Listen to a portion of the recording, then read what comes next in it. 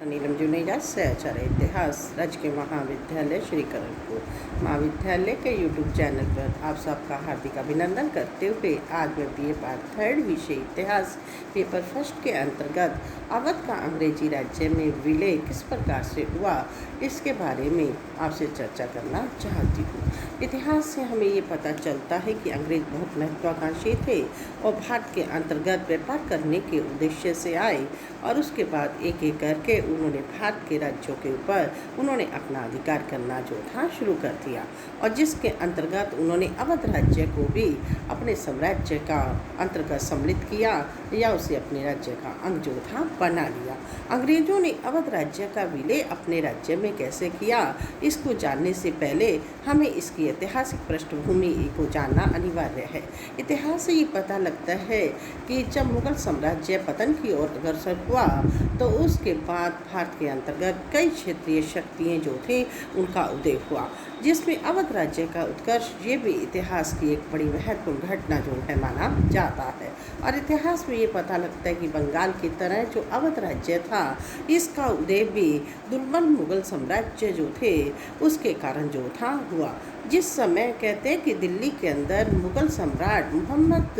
शाह का शासन चल रहा था, उस समय 1722 के अंतर्गत कहते हैं कि अवध राज्य जो था इसका प्रारंभ जो था हुआ और इसकी स्थापना जो थी सयादत खान नामक एक ईरानी सरदार के द्वारा जो थी की गई। और इसके बारे में ये जानकारी मिलती है कि सैयद बंधुओं के प्रभाव को यानी कि ख़त्म करने में उसने मुग़ल सम्राट को सहयोग दिया और इसने मुग़ल सम्राट ने सयादत खान जो थे उसे पहले आगरा का सूबेदार बनाया और उसके बाद उन्हें अवध का सूबेदार जो था बना दिया। और 1722 में सयादत खान ने अपनी शक्ति का विस्तार करते हुए अवध के नामक एक स्वतंत्र राज्य जो थे इसकी स्थापना की और सन 1722 से लेकर 1739 तक अवध के सूबेदार के रूप में जो था कार्य किया।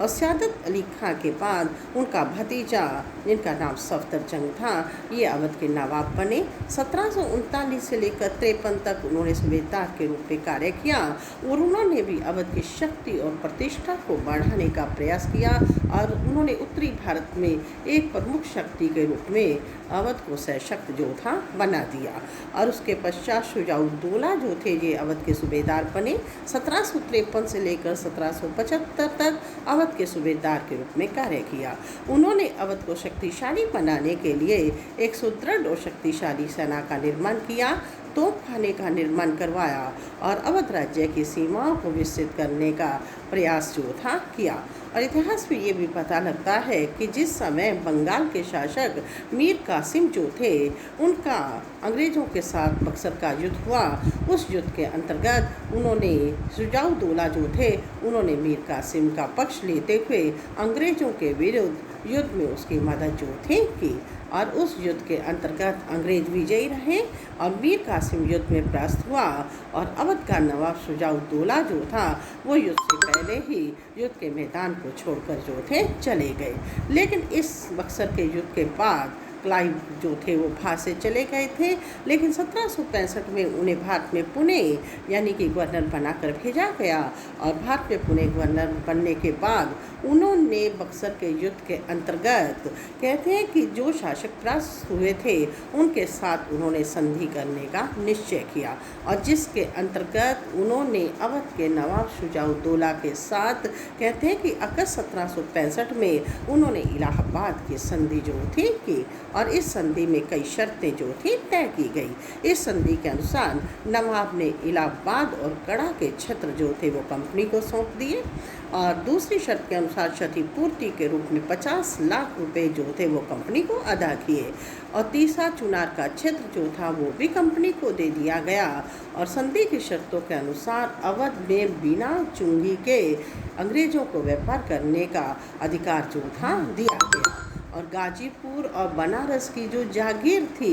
वह अंग्रेज़ों के हितैषी बलवंत सिंह जो थे उनको सौंप दी गई। नवाब ने अपनी रक्षा के लिए कंपनी की सहायता के लिए एक सेना रखने का आश्वासन दिया और उसका सारा खर्चा जो था वो अवध के नवाब ने उठाने का यानी वचन जो था दे दिया। इस प्रकार अंग्रेज़ों ने अवध पर अपना शिकंजा जो था कसा, अर्थात उन्होंने अवध में अपने प्रभाव जो था उसको कायम किया और जिससे अवध जो था वो कंपनी पर आश्रित हो गया। लेकिन इतिहास में ये भी पता चलता है कि इलाहाबाद की संधि के बाद शुजाउद्दौला ने फिर अपनी शक्ति को बढ़ाना शुरू किया और इसको लेकर अंग्रेज जो थे बड़े चिंतित हुए। 1768 में उन्होंने इलाहाबाद की संधि में कुछ परिवर्तन करते हुए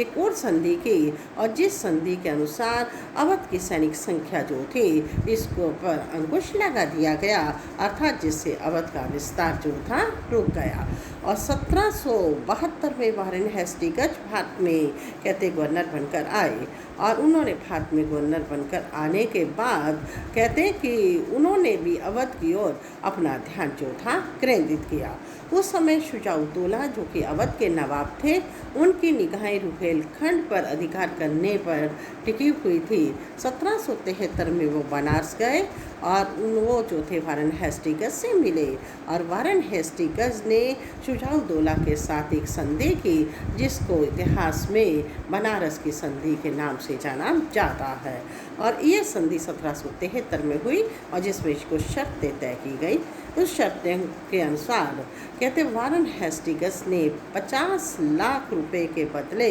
इलाहाबाद और गढ़ा के ज़िले जो थे वो कहते अवध के नवाब को दे दिए। दूसरा, इस संधि के अंतर्गत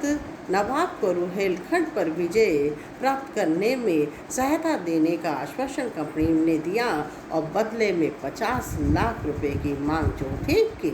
इसके अतिरिक्त कहते बाह्य आक्रमण से राज्य की सुरक्षा के लिए भी अवध के नवाब को आश्वासन दिया गया और उसके बदले उन्होंने धन की मांग जो थी की। शुजाउद्दौला ने अवध के अंतर्गत एक अंग्रेज रेजिडेंट रखना स्वीकार किया और स्वयं ने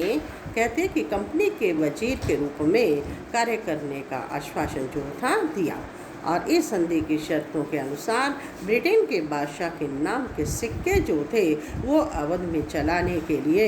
शुजाउद्दौला जो थे वो एग्री हो गए। यानी इस प्रकार ये जो बनारस की संधि हुई, इस संधि के अंतर्गत अंग्रेज़ों को अत्यधिक लाभ हुआ और 2 वर्ष के अंतर्गत कंपनी ने 1,32,00,000 रुपए जो थे वो अवध के नवाब से जो थे वसूल किए।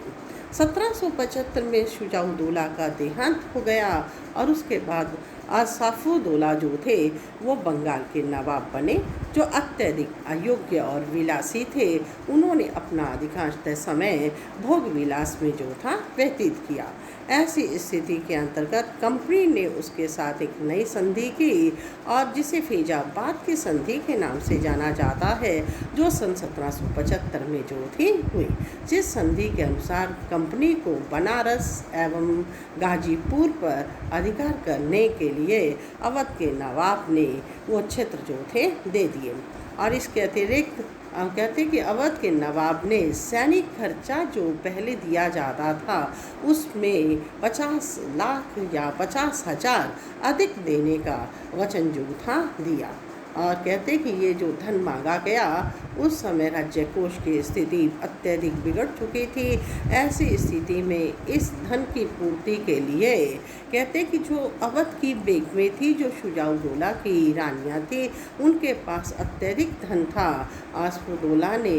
कहते कि उस धन को एकत्रित करने के लिए वारेन हेस्टिंग्स से अनुमति मांगी और उन्होंने बेगों से धन यानी वसूल करने की अनुमति अवध के नवाब को दे दी और कहते 105 लाख की धनराशि उन बेगों से यानी एकत्रित की गई और जिसको ऋण के रूप में कंपनी को जो था चुका दिया गया। और ये कार्य जो किया गया कंपनी के द्वारा नवाब के माध्यम से किया गया और इससे स्पष्ट होता है कि इससे कंपनी की स्थिति तो अच्छी हो गई, लेकिन अवध की स्थिति जो थी आर्थिक काफ़ी दुर्बल हो गई और कंपनी का अवध के ऊपर सीधा नियंत्रण जो था कायम हो गया। और इतिहास में ये भी पता चलता है कि इसके बाद कॉर्नवालिस जो थे भारत में गवर्नर बनकर आए। उस समय कंपनी की स्थिति तो मजबूत थी, लेकिन अवध की स्थिति काफ़ी दयनीय हो चुकी थी। ऐसी स्थिति में कॉर्नवालिस जो हस्तक्षेप की नीति के समर्थक थे, उन्होंने कुछ सुधार करने का प्रयास किया, लेकिन वो अपने प्रयासों में सफल जो थे नहीं हुए। और इसके बाद सर जामशेद भारत में गवर्नर बनकर आए, और सर जामशेद के समय में भी कंपनी और अवध के नवाब के संबंध जो थे वो अच्छे नहीं थे, और मनमाने तरीके से उन्होंने भी वहाँ पर धन को एकत्रित करने का प्रयास जो था किया। और ये भी कहा जाता है कि सर जामशेद ने सेना के खर्चे के अतिरिक्त उन्होंने 5.5 लाख रुपए जो थे वो नवाब से अतिरिक्त जो थे मांगे। यानी इस प्रकार अस्फुद्दौला के समय में आर्थिक स्थिति जो थी काफ़ी यानी बद से बदतर जो थी होती गई। 1797 में अस्फुद्दौला का देहांत हो गया। उसके स्थान पर वजीर अली शाह नवाब बने, लेकिन कुछ समय के बाद ये पता चला कि वो सुल्तान के या नवाब के वास्तविक पुत्र नहीं हैं, और इस कारण उसके गद्दी से हटा दिया गया, और उसके स्थान पर नवाब के भाई सयादत अली जो थे उन्हें कहते हैं अवध का नया नवाब जो था बनाया गया। और उसको नवाब बनाने में कंपनी का सहयोग था, इसलिए कंपनी ने उसके साथ भी एक संधि जो थी की। उस संधि के अनुसार सयादत खान ने यानी सयादत अली ने 76 लाख रुपए सालाना जो थे वो कंपनी को देना तय किया। इलाहाबाद के किले की मरम्मत के लिए 8 लाख रुपए कंपनी को दिए, और इसके अतिरिक्त कहते कि नवाब ने 22 लाख रुपए यानी कंपनी को अतिरिक्त और भी प्रदान किए, वो इस खुशी में कि उसे अवध का नवाब जो था बना दिया गया। अवध की सैनिक शक्ति जो थी वो कम कर दी गई, और कहते विदेशी आक्रमणों से राज्य की सुरक्षा का आश्वासन दिया गया, और वजीर अली को पेंशनकर्ता की हैसियत से बनारस जो था भेज दिया गया। इस प्रकार इस नई संधि में भी अत्यधिक धन जो था अवध से वसूल जो था किया गया। सर जामशेद के बाद वेलेस्ली भारत में कहते हैं कि गवर्नर बनकर आए। साम्राज्यवादी नीति के समर्थक थे, और वो भारत के अंतर्गत ब्रिटिश सत्ता के यानी प्रभाव को बढ़ाना चाहते थे। इसके लिए उन्होंने एक नए अस्त्र का प्रयोग किया, और उन्होंने अवध के नवाब के साथ एक सहायक संधि की, जो संधि 1801 के अंतर्गत जो थी की गई, और इस संधि के अंतर्गत भी कई शर्तें जो थी तय की गई। इसके अनुसार रुहेलखंड और दोआब के क्षेत्र कंपनी को दे दिए गए, नवाब की सैनिक संख्या घटा दी गई, कंपनी की सैनिक संख्या में वृद्धि की गई, नवाब को बाह्य आक्रमण से यानी कि सुरक्षा का आश्वासन दिया गया, और ये भी तय किया गया कि बाह्य नीति पर कंपनी का नियंत्रण जो है रहेगा। आंतरिक प्रशासन के लिए अवध में एक रेजिडेंट जो था वो नियुक्त कर दिया गया। वेलेस्ली की इस नीति के परिणाम स्वरूप कहते हैं कि अवध के बहुत बड़े भूभाग पर कंपनी का अधिकार हो गया, नवाब की स्थिति दयनीय हो गई, सैनिक शक्ति पर प्रतिबंध लग गया, और कंपनी अवध के अंतर्गत दिन प्रतिदिन शक्तिशाली जो थी होती गई। वेलेस्ली के बाद लॉर्ड हेस्टिंग्स से लेकर लॉर्ड हार्डी तक जो भी भारत के अंतर्गत गवर्नर आए, उन्होंने भी अवध के ऊपर अपने प्रभाव को कायम करने का प्रयास किया। जी भर कर उन्होंने नवाब का शोषण किया, और उन्होंने अत्यधिक धन जो था वसूल किया, और कंपनी ने प्रशासनिक मामले में भी हस्तक्षेप किया, और जिसके परिणाम स्वरूप कंपनी की स्थिति जो थी वो बिगड़ती गई। और लॉर्ड हेस्टिंग्स के समय की घटना का पता ये भी चलता है कि उसने अपने समय में 2 करोड़ रुपए जो थे वो उसने नवाब से वसूल किए, और बदले में बादशाह की उपाधि धारण करने की आज्ञा जो थी प्रदान की। इन सब कार्यों के पीछे यानी कि गवर्नर जो थे उनका उद्देश्य धन को एकत्रित करना, और इसके साथ साथ नवाब को सिर्फ संतुष्ट करना उद्देश्य था। और ये स्थिति कहते भारत में चलती रही और आगे चलकर कहते हैं कि भारत के अंतर्गत 1837 में मोहम्मद अली ने यानी कि नवाब जो थे बने और उनके समय में राज्य की स्थिति जो थी वो काफ़ी बिगड़ चुकी थी। ऐसी स्थिति के अंतर्गत कहते हैं कि कंपनी ने उसके मामले में हस्तक्षेप किया। 1847 में वाजिद अली शाह जो थे उन्हें अवध का यानी कि नवाब जो था बना दिया गया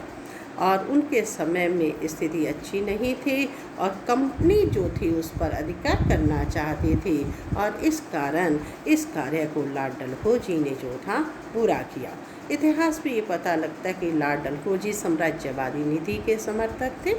और वो अवध को हड़पना चाहते थे। अवध पर अधिकार करने के लिए उन्होंने वाजिद अली शाह के ऊपर कुशासन का आरोप लगाने का उन्होंने निश्चय जो था किया और कुशासन का आरोप लगाने के लिए उन्होंने एक बड़ी चतुराई का काम किया। 1849 में कर्नल स्लीमैन जो अवध के अंतर्गत थे